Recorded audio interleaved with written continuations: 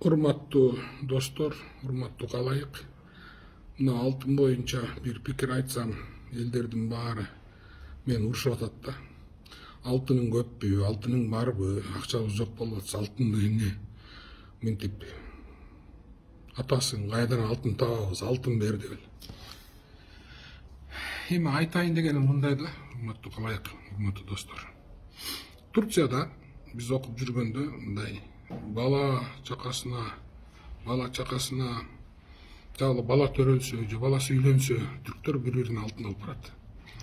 Мамилесине жараша кээде биз 2000 сом, 3000 сом, 5000 сом, 7000 сом, 10000 сом алып баргандай эле булар алтын алып барышат да. Мунун пайдасы эмне? Биринчи таң калгам. Экинчи мунун пайдасы көп экен. Биринчи ошол алтын алып барсаң, ошолорго пайда экен, ал катып коет экен, кыйналганда любой убакыт алып барып алтынын баасы бир калыпта тура берет, өссө, ылдый түшөт экен да. Анан алтын деген алтын тура берет экен, чирибейт экен.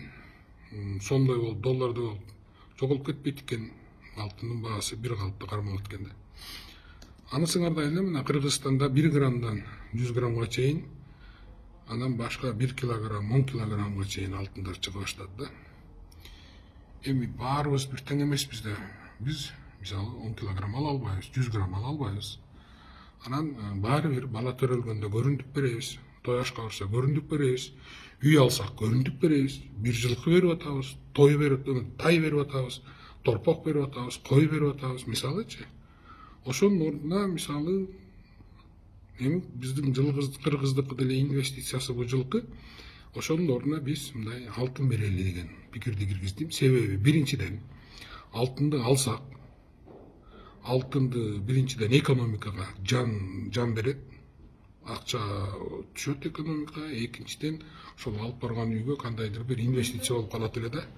Ошон үчүн сиздерден суранарым туура түшүнүңүздөр. Алтын албасаңар албай эле койгула. Торпок тай берем десеңер бере бергиле. Акчалай алып барам десең акчалай алып баргыла. Бул пикир макул экенсиңер, чимкирек экенсиңер, ана экенсиңер, муна экенсиңер деп урушпаңыздар, өтүнүч сиздерден. Бул мыйзам эмес. Ошон үчүн экономикага жандуу акча кирсин деген эле пикир.